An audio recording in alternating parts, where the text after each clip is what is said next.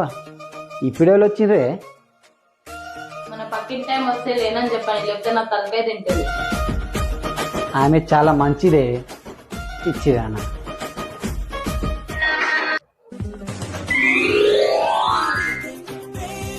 Hi.